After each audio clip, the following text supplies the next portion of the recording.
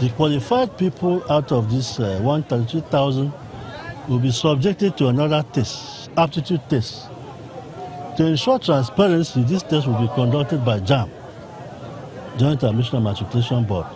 Within 2 hours, we will get the answers, we get the results. Then these people who will be successful will be further subjected to other tests, medical tests, because we want to give the public the best. We want to give Nigerians the best this time.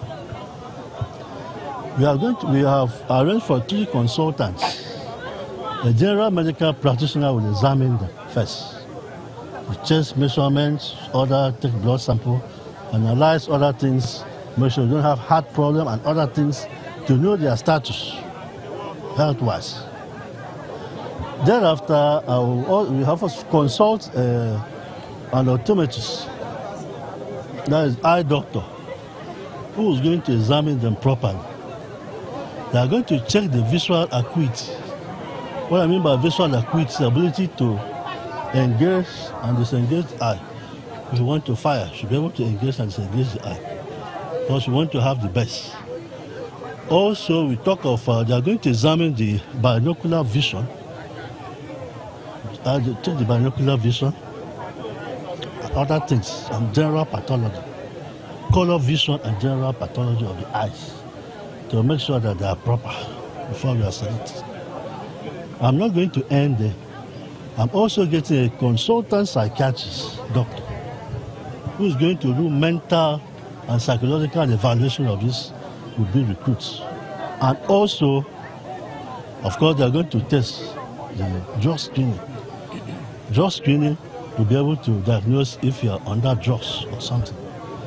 So like I said in other places, all those things we were hearing, accidental discharge, we will not hear again, because we want to give you the best. So we want you to cooperate with us. And I will not fail to take you, of course, that we have done some background checks. All these candidates, all the local governments, we are doing underground checks to make sure that we don't recruit armed robbers, we don't recruit cultists.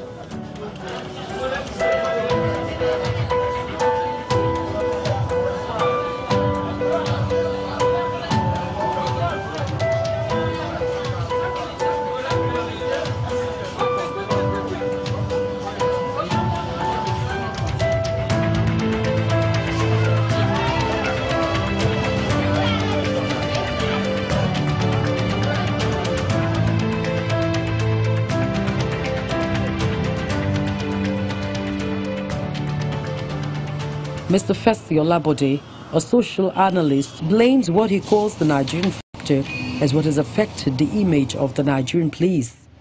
He commends the effort put in place by the police in maintaining law and order. Unfortunately, the fact is that the police, they are from Nigeria, and the Nigeria environment in generally, the Nigerian factor also affected the police. And that is why you see them, we label them negatively for what they are doing. But most of the time, if you realize that police, they are really working. They are working 24/7. In most places, you find police. When you are sleeping, the police is working. I think the negative impression can be raised through active mobilization of the people, through discussion with the people, and through doing the correct thing at all times. You know, in a society where you have more than 100,000 people, there must be bad eggs. And in a corrupt society, there will be corrupt policemen. But the good ones should always go out there to showcase what they have for the nation. And Nigerians in general should try their best to appreciate the police. They are really working. For about 400,000 police in almost 189 million people, it's a great task. And I think the negative perception can be put away. One, if the police do their work effectively and efficiently. Then they are supposed to be friends of this community, of the society. Let them behave as our friends. So when they behave as a friend of the community will embrace them as their friends. The issue is not peculiar to Nigerian police, it's a general problem. Nigeria is rich with the highest population of people in the poverty line. people that feed on less than $2.5 per day is greatest in Nigeria. It's because of the leadership. Because we have lost our leadership focus, and we know that government is by the people for the people and not for the rich. I think you understand. On that basis, we ensure that to better the condition of workers, generally, policemen inclusive, because most of the salaries we pay now cannot take the workers home, especially with the increasing rate of inflation. We were buying fuel for 87, it's now 145, and you are still earning the same thing. When we were young, we finished school, so we were earning 100 naira. And 100 naira, from that we were able to, I bought my first television, 3 naira. But now it's not like that. If you are earning 200,000 now, you can keep your wife and 4 children. So government should look into the welfare to ensure that this money we are making goes to take care of the good welfare of not only the police, all the armed forces, all the government workers. According to him, the Nigerian government should create more jobs in other sectors, especially in agriculture, so that youth can be engaged productively and not jump at every job offer they have no passion for. The problem Nigeria has as regards unemployment is great. And that is why there's nothing we can do.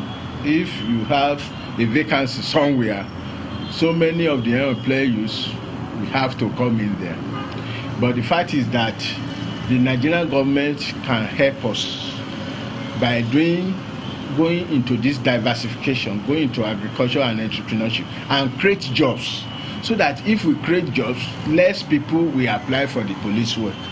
And for the police work, I think the number of people required to police the nation right away is on the low side. We should increase the number of recruitment so that we have a way to ensure that every citizen, at least in a civilized society, the number of policemen to a citizen is not more than 400. But in Nigeria, it's about 6,000. One policeman to 6,000 people.